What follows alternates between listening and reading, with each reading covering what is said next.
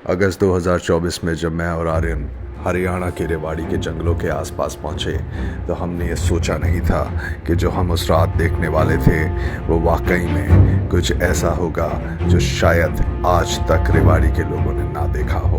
हमने ये बात अखबारों में ज़रूर पढ़ी थी कि एक बाघ, एक टाइगर सरिस्का टाइगर रिजर्व से निकलकर रेवाड़ी की ओर आ चुका है, लेकिन हमें इस बात का बिल्कुल अंदाज़ा नहीं था कि उस बाघ के हम ऐसे रूबरू होंगे जो अक्सर लोग नहीं हो पाते हैं। रात के लगभग 10 बजे जब हम रेवाड़ी के जंगलों में पहुंचे तो हमने ये पाया कि जंगल और उसके आसपास के लगे गांव बिल्कुल सुनसान पड़े हुए थे। ये बात कॉमन नहीं थी। हम अक्सर रेवाड़ी के जंगल और उसके आसपास के लगे गांव में जाकर भेड़ियों को ढूंढा करते थे और अक्सर हम ये पाया करते थे कि लोग रात के लगभग 12 बजे तक बेखौफ सड़कों पे घूमा करते हैं। वो एक आम गांव था जहां लोग चौपाल पे बैठा करते थे और आपस में एक दूसरे से बातें देर रात तक किया करते थे। पर वो रात कुछ अजीब थी। ये बात भी कुछ अजीब थी कि वो रात बेहद सुनसान और सन्नाटे से भरी हुई थी। हम ये बात समझ चुके थे कि आसपास के लोग टाइगर के खौफ से अपने घरों के अंदर बैठे हुए हैं, पर हम ये बात अच्छे से जानते थे कि वो इलाका बेहद छोटा था और वहाँ बाघ का होना बेहद अजीबोगरीब बात थी। हमारा ये मानना था कि वो बाघ भले ही सरिस्का से रेवाड़ी की ओर आ गया हो, लेकिन हम इस बात को अच्छे से जानते थे कि वो कुछ ही दिनों में वापस सरिस्का जाने वाला है। हम उस रात टाइगर को नहीं ढूंढ रहे थे, हम उस रात भेड़ियों को ढूंढ रहे थे। हम भेड़ियों की दिनचर्या, उनका रहना सहना और उनका आपसी व्यवहार समझने के लिए कई दिनों से भेड़ियों के पीछे रेवाड़ी जाया करते थे। हम रेवाड़ी के चिंकारा और मोर प्रजनन सेंटर के बाहर खड़े थे कि तभी अचानक हमारी दाईं ओर से एक तेज़ आवाज़ आई। एक ऐसी आवाज़ जैसे झाड़ियों में कुछ भागा हो।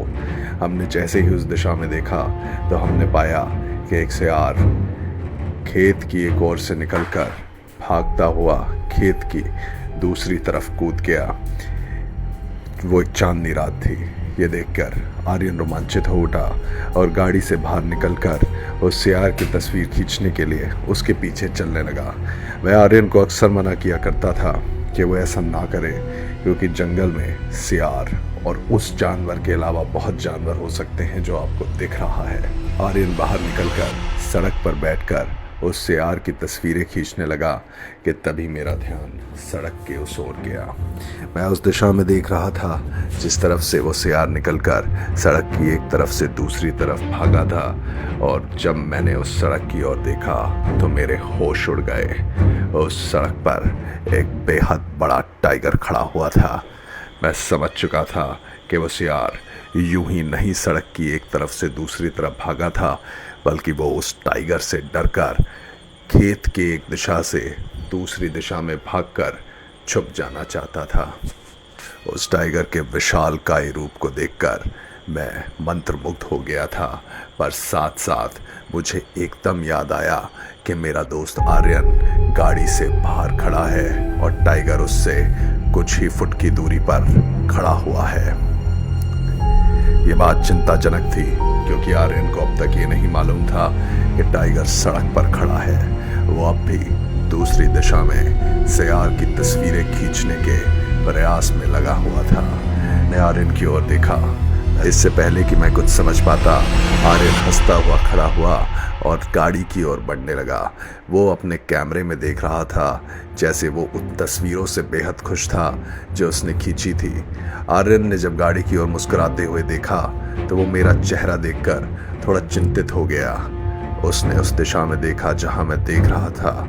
शायद वो समझ चुका था कि मैं कोई डरावनी चीज़ देख रहा हूँ, और जब उसने उस दिशा में देखा तो देखते ही मानो वो उछल गया। उसने इतने बड़े बाघ को शायद हाल फिलहाल में इस जंगल में एक्सपेक्ट नहीं किया था, और जैसे ही उसने उस बाघ को देखा वो डर के मारे कांपने लगा। उसे समझ नहीं आ रहा था कि वो गाड़ी की ओर भागे या वहीं खड़ा रहे जहां वो खड़ा है। मैं भी कुछ समझ नहीं पा रहा था, क्योंकि ये वो जंगल नहीं था जहां हम बाघ को सोचकर घूमने जाया करते थे। ये तो वो जंगल था जहां हम बचपन से बेखौफ घूमा करते थे। वो बाघ धीरे धीरे हमारी गाड़ी की ओर बढ़ने लगा। आर्यन ने भी ये फैसला किया कि वो हमारी गाड़ी की ओर आगे बढ़ने लगे। बाघ और आर्यन दोनों अलग अलग दिशाओं से गाड़ी की ओर आ रहे थे। मैं इस बात को लेकर चिंतित था कि यदि आर्यन के गाड़ी में बैठने से पहले वो बाघ गाड़ी तक पहुंच गया तो शायद इसका अंजाम अच्छा नहीं होगा। वैसे तो बाघ इंसानों पर हमला नहीं करते, पर यह बात बहुत आम है कि अगर एक बाघ सरिस्का से रेवाड़ी में आया है तो वो इस इलाके को लेकर चिंतित होगा।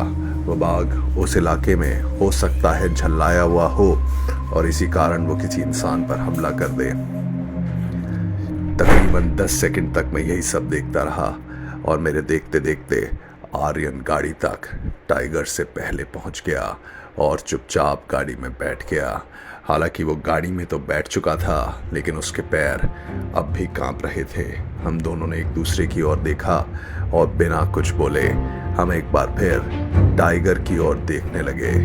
टाइगर कुछ कदम चलकर गाड़ी से कुछ दूरी पर एक खेत के अंदर दोबारा चला गया। ये बात हमारे लिए बेहद हैरान कर देने वाली थी कि हमने हरियाणा के रेवाड़ी के इलाके में एक टाइगर को देख लिया था। यह इस साल दूसरी बार था कि यह टाइगर सरिस्का से निकलकर रेवाड़ी की ओर आ गया था। आखिर यह टाइगर रेवाड़ी की ओर क्यों आ रहा था? अब ये बात हम जानने की कोशिश करने वाले हैं कि आखिर क्यों ये बाघ बार बार रेवाड़ी की ओर आ रहा है। वो बाघ आज भी सितंबर 2024 की पहली तारीख तक भी रेवाड़ी और उसके आसपास के इलाके में मौजूद है और हमारी सभी से ये दरखास्त है कि वो सतर्क रहें और बाघ को किसी भी कारण से परेशान ना करें। बाघ अक्सर लोगों पर हमला नहीं किया करते, बट क्योंकि ये बाघ अपने इलाके में नहीं है तो ये हमारी जिम्मेदारी है कि हम अपनी सुरक्षा की जिम्मेदारी खुद उठाएं और बाघ से दूरी बनाए रखें। हम इस कहानी का दूसरा भाग जल्दी लेकर आपके पास आएंगे और आपको बताएंगे कि आखिर ये बाघ अभी भी हरियाणा में रहता है या वापस राजस्थान की ओर चला जाता है।